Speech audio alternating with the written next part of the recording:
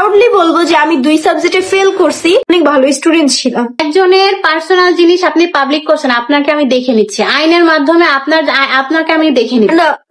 জনপ্রিয় ইউটিউবার সানজিদা স্নিগ্ধা এসএসসিতে ফেল করেছে, আর এই কথাটা অন্য কেউ পাবলিক করে দিয়েছে। এরপরেই মা আর মেয়ের তুমুল ঝগড়া শুরু।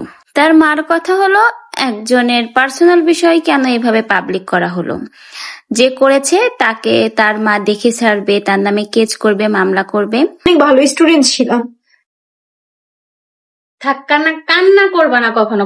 এদের সাথে কান্না করবো, কান্না করে কোনো লাভ নেই। কান্না করবো উপর আল্লাহর কাছে, তাছাড়া আর কারোর কাছে কান্না। আমি রেজাল্টটা বলতে চাইছিলাম নিজে থেকে, বাট আমি এত রাতে কখনো লাইভে সেগুলো বলতাম না, কারণ কি আমি যখন দেখছি যে আমার রেজাল্ট পাবলিক হয়ে গেছে, সো আমার মনে হলো যে কাজটা করছেন, একজনের পার্সোনাল জিনিস আপনি পাবলিক করছেন, আপনাকে আমি দেখে নিচ্ছি আইনের মাধ্যমে, আপনাকে আমি দেখে নিচ্ছি। না, উনি করছে, ভালো কথা করছে। আমি নিজেই তো না শুনেন, আমি বলি আরেকটা কথা, যেটা কিনা হচ্ছে ফেল যে দুনিয়াতে আমি একমাত্র একা করছি এটা কিন্তু না, 4 লাখের বেশি মানুষ কিন্তু ফেল করছে, ঠিক আছে?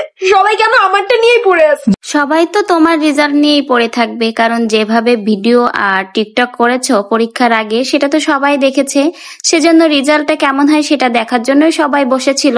আর এসএসসি বা এসএসসি রেজাল্ট আর লুকোচুরি করে রাখা যায় না, এটা তো পাবলিশড হওয়ারই বিষয়, তো পাবলিশ তো হবেই। আর ইনার মা যে বললো যে একজনের পার্সোনাল বিষয় এভাবে পাবলিশ করলো, তার নামে মামলা করবে, তাকে দেখে ছাড়বে। তা যদি আপনার মেয়েকে আগে থেকে একটু পড়াশোনার জন্য চাপ দিতেন, এই ভিডিও টিকটক বাদ দিয়ে কিছুদিন ভালো করে পড়াশোনা করতে বলতেন, তাহলে হয়তো আপনার মেয়েকে আর আপনাকে এই পরিস্থিতির সম্মুখীন হতে হতো না। তো এটা থেকে আপনাদের সকলেরই শিক্ষা নেওয়া উচিত যে সময়ের কাজ সময় করতে হয়। তো সামনের বার ইনশাল্লাহ ভালো কিছু করবেন, ভালো করে এখন থেকে পড়াশোনা শুরু করেন। এটা হলো একটা শিক্ষা, খারাপ রেজাল্ট করেছেন, সামনের বার এটা থেকে শিক্ষা নিয়ে ভালো রেজাল্ট করবেন। আর অন্যের দোষ না খুঁজে নিজেরটাই খুঁজুন, নিজে ভালো করে পড়াশোনা করলে ভালো একটা রেজাল্ট পেতেন।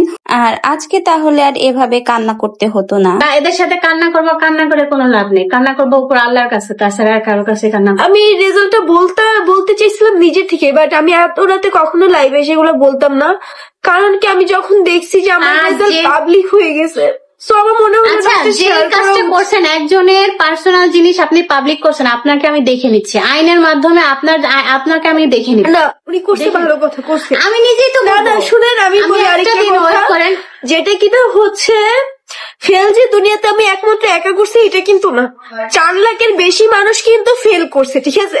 সবাই কেন আমারটা নিয়েই পড়ে আছে? প্রাউডলি বলবো যে আমি 2 সাবজেক্টে ফেল করছি।